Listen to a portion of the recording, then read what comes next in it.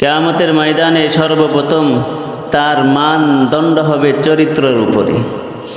এজন্য যার চরিত্র ভালো এবং সমাজের ভিতরে যাদেরকে মানুষ চরিত্রওয়ালা বলে, চরিত্রবান বলে, এবং তাদের বিবিদের কাছে যারা ভালো, প্রকৃতপক্ষে তারাই ভালো। কারণ আমার চরিত্র সম্পর্কে আমার জীবন সঙ্গিনী কি বেশি ভালো জানে। যদিও আমরা গোপন করতে চাই, কোনো না কোনো এক সময় গোপনীয়তা প্রকাশ পেয়ে যায়। এই জন্য আল্লাহর হাবিব সাল্লাল্লাহু আলাইহি ওয়াসাল্লাম বলেন যে চরিত্রের ভিতরে যার ঘরের বিবি যে বাকে যাকে ভালো বলে তার চরিত্রই হলো সর্বোত্তম চরিত্র। এই জন্য আল্লাহ নবী সাল্লাল্লাহু আলাইহি ওয়াসাল্লাম বলেন আল হায়াউ মিনাল ঈমান, আল হায়াউ মিনাল ঈমান। লজ্জাশীলতা হলো কি ঈমানের অঙ্গ।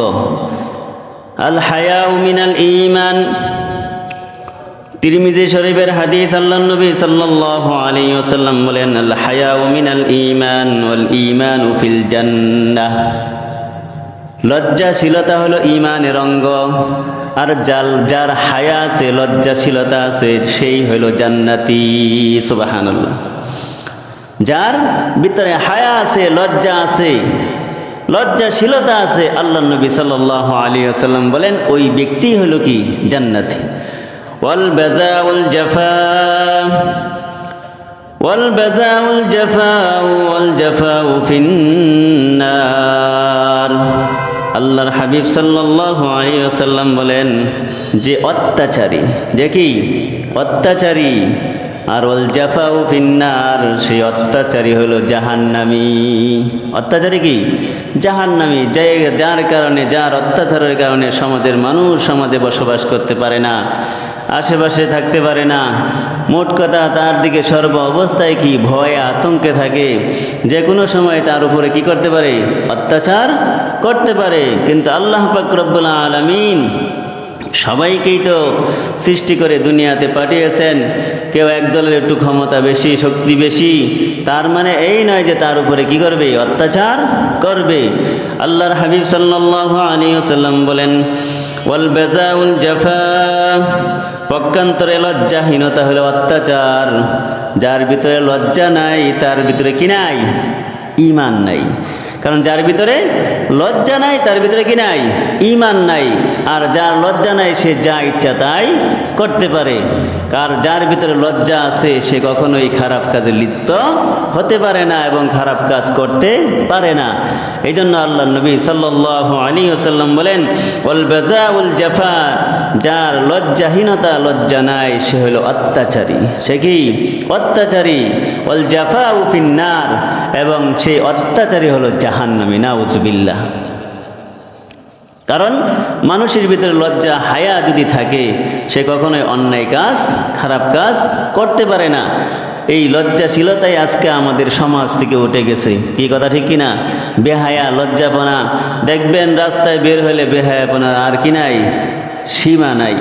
এত পরিমাণ মানুষ খারাপ কাজের মধ্যে লিপ্ত হয়ে গেছে, এত পরিমাণ মানুষ খারাপ কাজ করে যেটা এখন বলারও কি নাই, সুযোগ নেই। এমন একটা পরিস্থিতি হয়ে গেছে। মানে এটাকে এমনভাবে সাংস্কৃতিক হিসাবে গ্রহণ করে নিয়েছে, এটা কি না খারাপ কাজই না, তার কাছে খারাপ কাজ মনে হয় না। এই একটাই কারণ, সেই কারণটা হলো কি তার ভিতরে কি নাই, লজ্জা নাই, হায়া নাই। না থাকার কারণে আজকে সর্ব অবস্থায়, সর্বক্ষেত্রে দেখবেন ঘর থেকে বের হইলেই বেহায়াপনার আর কি নাই, সীমা নাই। এমন পরিমাণ বেহায়া বাড়ছে। অন্য হাদিসে আল্লাহ নবী সাল্লাল্লাহু আলাইহি ওয়াসাল্লাম বলেন, মুসলিম শরীফের হাদিস, লা ইয়াদখুলুল জান্নাতা মান কানা ফি কলবিহি মিসকালা যাররাতিন মিন কিবির।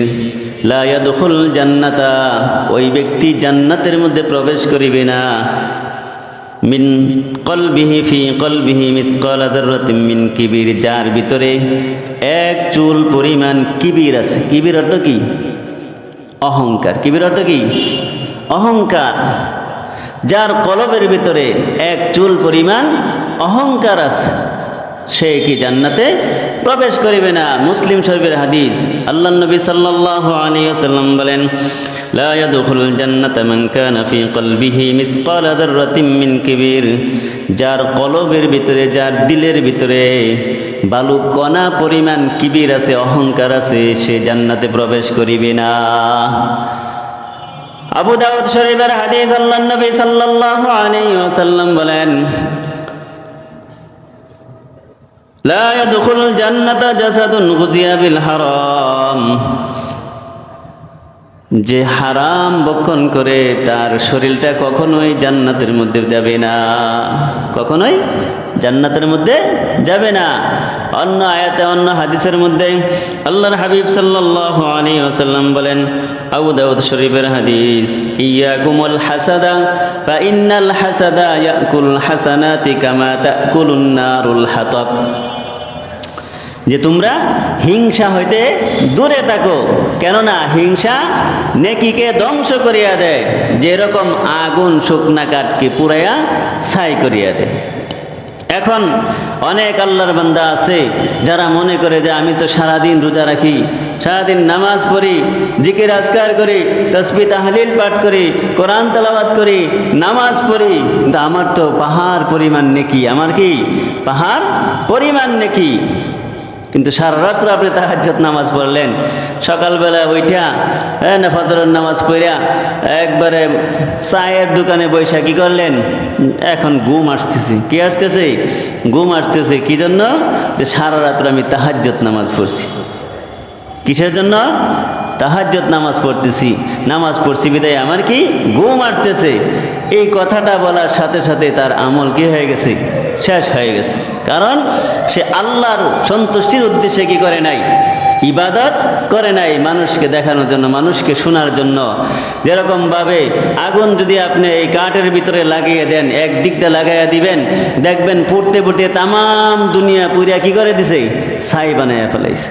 এখন আপনি মনে করতেছেন যে আমি পাহাড় পরিমাণ নেকি অর্জন করেছি, এত আমল করি, এত কিছু করি, তা আমার তো নেকির অভাব নাই। কিন্তু এই হিংসা করার কারণে, এই হিংসা করার কারণে আপনার নেকিগুলা এরকম কি হয়ে গেছে? পুরিয়া ছাই হয়ে গেছে, ধ্বংস হয়ে গেছে। কিয়ামতের ময়দানে দেখবেন যে আপনার কিছুই নেই, জিরো। হিংসা হবে কোন দিকে?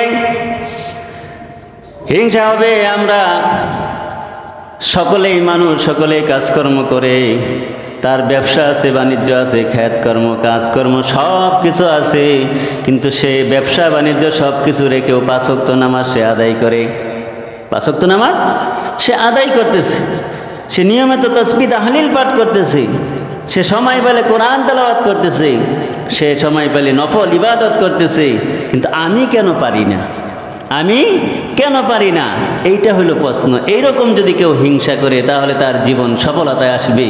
যে আমিও 24 ঘন্টা কাজ করি, আমার আরেক ভাইও 24 ঘন্টা কাজ করে, কিন্তু 24 ঘন্টা কাজ করার পরেও সে আসল মালিকের হুকুম 5 ওয়াক্ত নামাজ সে জামাতের সাথে আদায় করতেছে, সময় পাইলে তাসবিহ তাহলিল পাঠ করতেছে, সময় পাইলে আল্লাহ পাকের কালাম তেলাওয়াত করতেছে, সময় পাইলে সে সুন্নতের পরে নফল ইবাদত করতেছে। কিন্তু আমি কেন পারি না? কিন্তু সেও তো ব্যবসা করতেছে, সেও তো চাকরি করতেছে। এরকম যদি কারোর হিংসা থাকে তাহলে তার জীবন পরিবর্তন হবে, তার আমল পরিবর্তন হবে।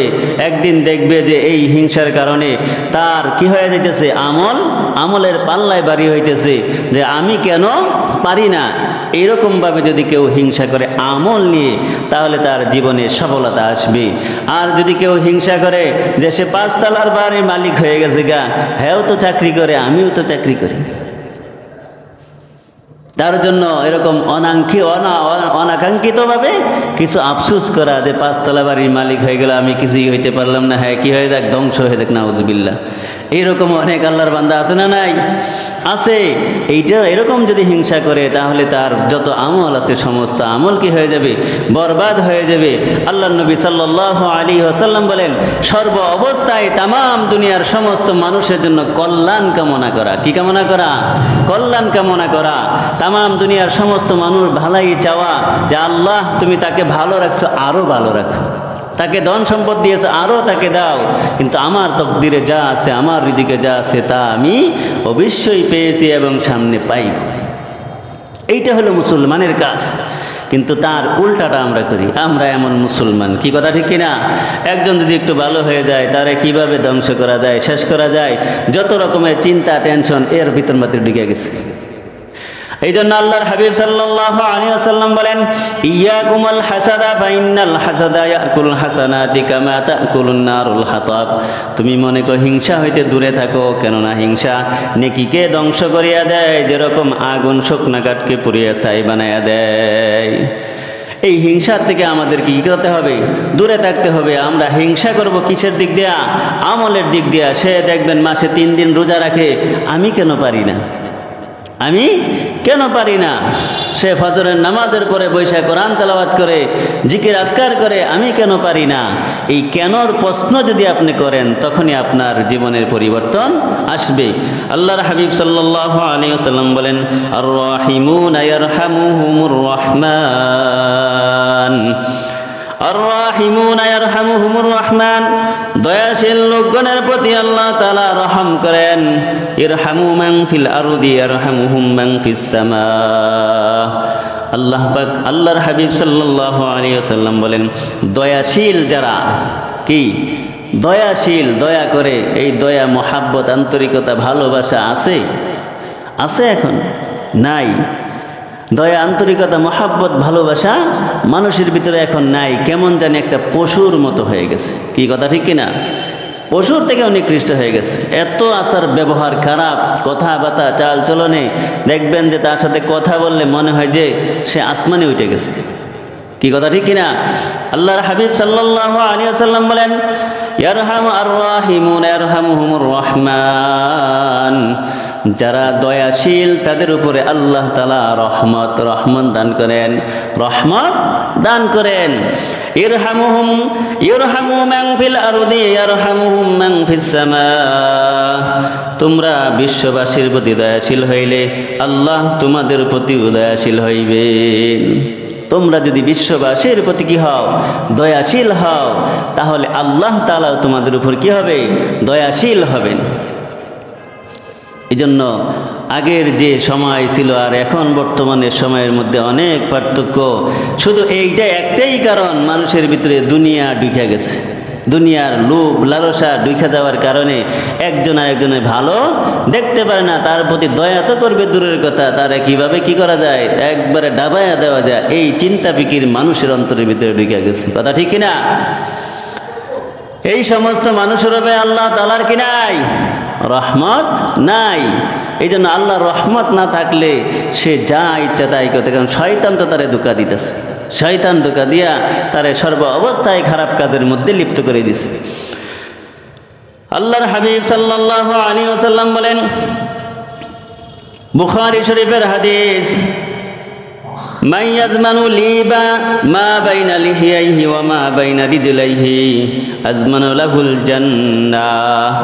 আল্লাহর হাবিব সাল্লাল্লাহু আলাইহি ওয়াসাল্লাম বলেন, যে ব্যক্তি 2 চোয়ালের মধ্যবর্তী স্থান ও 2 পায়ের মধ্যবর্তী স্থানের জামিন হইতে পারিবে, আমি আল্লাহ আমি তাহার বেহেশতের জামিন হয়ে যাইব। সুবহানাল্লাহ। 2 চোয়াল বলা হয়েছে। 2 চোয়াল অর্থ কি? 2 ঠোঁট। এই 2 ঠোঁটের কি হইতে হবে? জামিন হইতে হবে। কারণ জবান এমন একটা জিনিস, এই জবান দিয়া কাউকে হাসানো যায়, আবার কাউকে কাঁদানো যায়। কারণ দেখবেন আপনার জবান দিয়ে একজনকে হাসাইতেছেন, আরেকজনকে কাঁদাইতেছেন, এই একই জবান, একটাই জবান। এই জবান দিয়া কি করা? জবানের হেফাজত করা। কি করা? জবানের হেফাজত করা।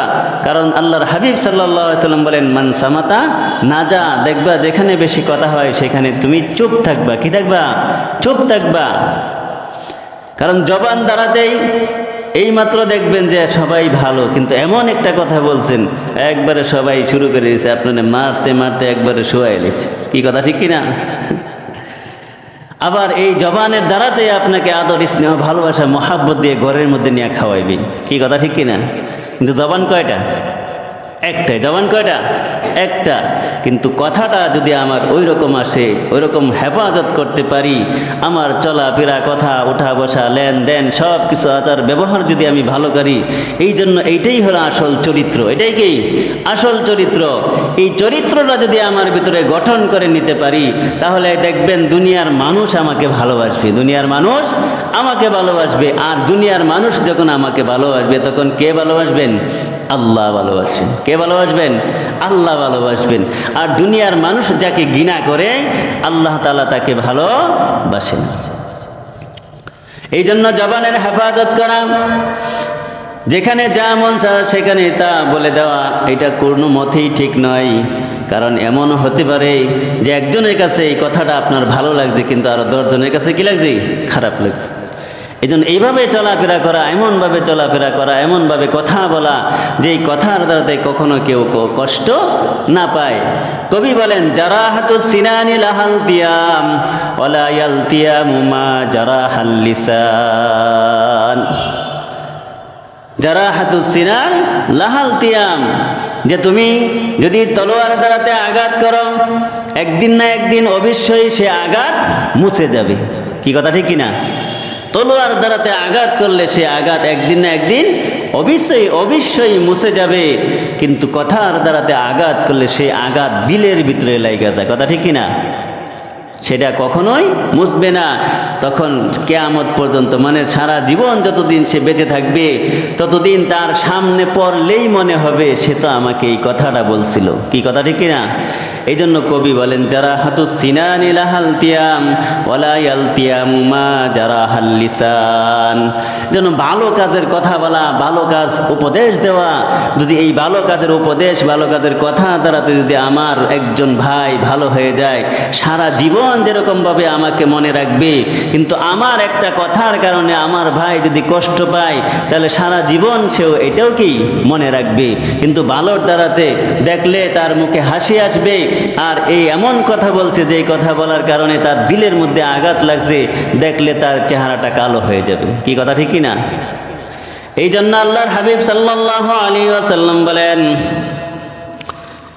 মান ইয়াজমানু লি মা বাইনা লিহিয়াইহি ওয়া মা বাইনা রিজলাইহি আজমানু লাহুল জান্নাহ। যে ব্যক্তি তার 2 ঠোঁটের মধ্যবর্তী স্থান ও 2 পায়ের মধ্যবর্তী স্থানের হেফাজত করবে, আল্লাহ পাক রব্বুল, আল্লাহর হাবিব সাল্লাল্লাহু আলাইহি ওয়াসাল্লাম বলেন, আমি তার বেহেশতের জামিন হয়ে গেলাম। 2 চোয়াল বললাম, 2 ঠোঁট, এখন হলো 2 পায়ের মধ্যবর্তী স্থান। 2 পায়ের মধ্যবর্তী স্থান লজ্জাস্থানের হেফাজত করা। কি করা? লজ্জাস্থানের হেফাজত করা। কিন্তু এখন এই লজ্জাস্থানের হেফাজত যদি আমরা না করতে পারি, তাহলে আল্লাহর হাবিব সাল্লাল্লাহু আলাইহি ওয়াসাল্লাম আমাদের জান্নাতের জামিন হবে না। এখন বর্তমান এই সময়ে ওয়াজ করতে গেলে তো মনে করেন যে অভাব নেই, এমন পরিস্থিতি হয়ে গেছে, গুনার কাজের মধ্যে মানুষ এমনভাবে লিপ্ত হয়েছে।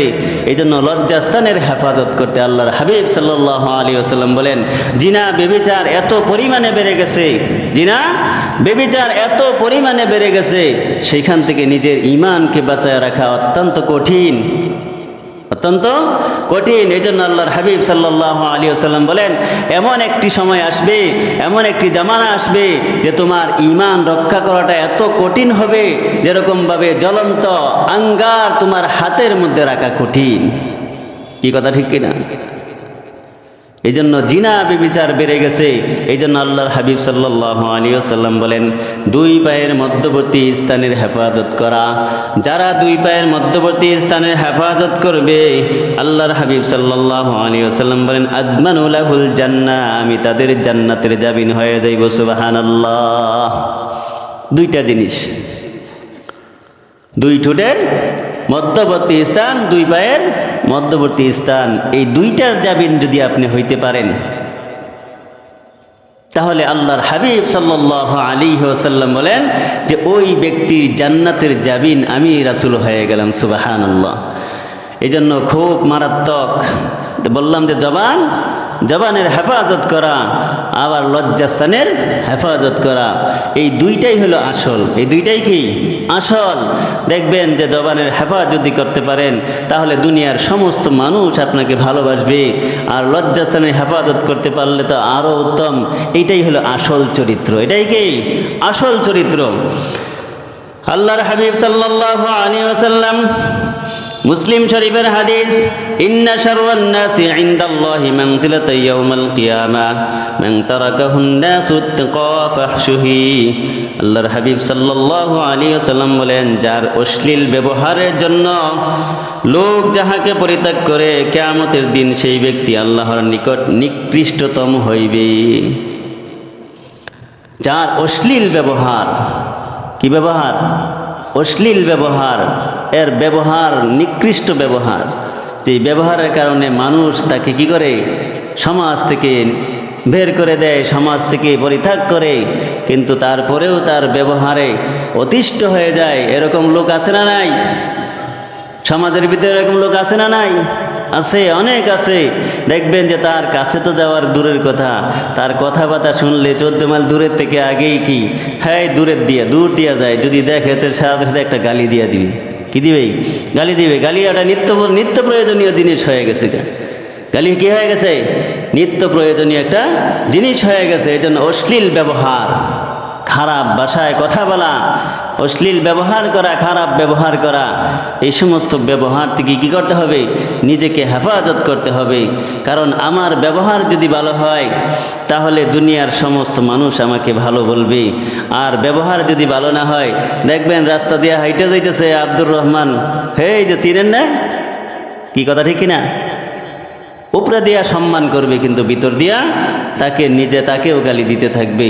এই জন্য খুব খারাপ এই সমস্ত ব্যবহারগুলো আমাদের কি করা? পরিহার করা। যে সমস্ত ব্যবহারের কারণে মানুষ কি পায়? কষ্ট পায়। দেখবেন এই পশু পাখির সাথেও কি এরকম খারাপ আচরণ করে। এই জন্য মানুষের চরিত্রটা হয়ে যায় পুরুষের চরিত্র থেকেও নিকৃষ্ট। এই জন্য আল্লাহর হাবিব সাল্লাল্লাহু আলাইহি ওয়াসাল্লাম বলেন, ইন্না শাররান নাসি ইনদাল্লাহি মানজিলাতান ইয়াউমাল কিয়ামা মান তারাকাহুন নাস ইত্তিকাউ ফাহশুহু। যার অশ্লীল ব্যবহারের জন্য লোক যাহাকে পরিত্যাগ করিয়াছে, কিয়ামতের দিন সেই ব্যক্তি আল্লাহর নিকট নিকৃষ্টতম হইবে। আল্লাহর কাছেও নিকৃষ্ট, কারণ সমাজের মানুষের কাছে সে কি ভালো হইতে পারে নাই। এটা স্বাভাবিক কথা যে মানুষের কাছে যাকে মানুষ ভালো বলে, আল্লাহও তাকে কি ভালো বলে। এই জন্য যে সমাজে আমি বসবাস করি, এই সমাজের ভিতরে আমার চলাফেরা, ওঠা বসা, কথাবার্তা, লেনদেন সব কিছু যেন আমি পরিপূর্ণভাবে আল্লাহর রাসূলের আদর্শ অনুযায়ী আমার জীবনটা কি করা দরকার? পরিচালনা করা দরকার। আল্লাহর হাবিব সাল্লাল্লাহু আলাইহি ওয়াসাল্লাম বলেন, আল গীবাতু আশাদ্দু মিনাজ জিনা। ক্বালু ইয়া রাসূলুল্লাহ আল গীবাতু আশাদ্দু মিনাজ জিনা। সাহাবায়ে কেরাম আল্লাহর হাবিব সাল্লাল্লাহু আলাইহি ওয়াসাল্লাম বলেন, আরেকটা মারাত্মক জিনিস হলো গীবত করা। কি করা? গীবত করা। এই গীবত ওইটা আমাদের নিত্য প্রয়োজনীয় জিনিস হয়ে গেছে। দেখবেন এখানে এক জায়গায় বসলেই শুরু হয়ে যায়, এক জায়গায় বসলেই কি শুরু হয়ে যায়। কিন্তু আল্লাহর হাবিব সাল্লাল্লাহু আলাইহি ওয়াসাল্লাম বলেন, আল গীবাতু আশাদ্দু মিনাজ জিনা। গীবত জিনার থেকেও মারাত্মক। সাহাবায়ে কেরাম জিজ্ঞাসা করলেন, ইয়া রাসূলুল্লাহ ওয়া কাইফাল গীবাতু আশাদ্দু মিনাজ জিনা? গীবত জিনার থেকেও মারাত্মক কেমন? আল্লাহর হাবিব সাল্লাল্লাহু আলাইহি ওয়াসাল্লাম বলেন, ক্বালা ইন্নার রাজুলা লা ইয়াজনি ফায়াতুবু। যে একজন যুবক যুবতী সে গুনাহ করে ফেলছে, শয়তানের ধোঁকায় পড়ে গুনাহ করে ফেলছে, ফায়াতুবু অতঃপর সে তওবা করছে, ফায়াতুবু অতঃপর সে তওবা করছে। আল্লাহর হাবিব সাল্লাল্লাহু আলাইহি ওয়াসাল্লাম বলেন, ফায়াতুবুল্লাহু আলাইহি ফায়াগফিরুল্লাহু লাহু। যে এই তওবা আল্লাহ তাআলা কি করতে পারেন? কবুল করে নিতে পারেন এবং তাকে ক্ষমা করে দিতে পারেন। কিন্তু ওয়াইন্না সাহিবাল গীবাতি লা ইউগফারু লাহু হাত্তা ইয়াগফিরু লাহু সাহিবা। আর যার নামে গীবত করা হয়েছে, যার নামে গীবত করা হয়েছে, সেই ব্যক্তি যতক্ষণ পর্যন্ত ক্ষমা না করবে ততক্ষণ পর্যন্ত আল্লাহ তাআলাও ক্ষমা করবে না। তাহলে এখন চিন্তা করে দেখেন, গীবত কি জিনার থেকেও মারাত্মক হইল কিনা? যুবক যুবতী শয়তানের ধোঁকায় পড়ে গুনাহ করে ফেলছে, এটা আল্লাহ তাআলার কাছে তওবা করছে, আল্লাহ তাআলা তওবা কবুল করছেন, তাকে মাফ করে দিয়েছেন। কিন্তু গীবত আপনি যার নামে বলছেন তার কাছে যে কি চাইতে হবে? ক্ষমা চাইতে হবে। যতক্ষণ পর্যন্ত তার কাছে ক্ষমা না চাইবেন, সে ক্ষমা না করবে, ততক্ষণ পর্যন্ত আল্লাহ তাআলাও কি করবে না? ক্ষমা করবে না। এই জন্য আমাদের চরিত্রটা দরকার আল্লাহ রাসূলের চরিত্রের মতো। আল্লাহ পাক রব্বুল আলামিন আমাদের সবাইকে রাসূলের চরিত্র ধারণ করে জীবনযাপন করার তৌফিক দান করুক। ওয়া আখিরি দাওয়ানা আনিল হামদুলিল্লাহি রাব্বিল আলামিন।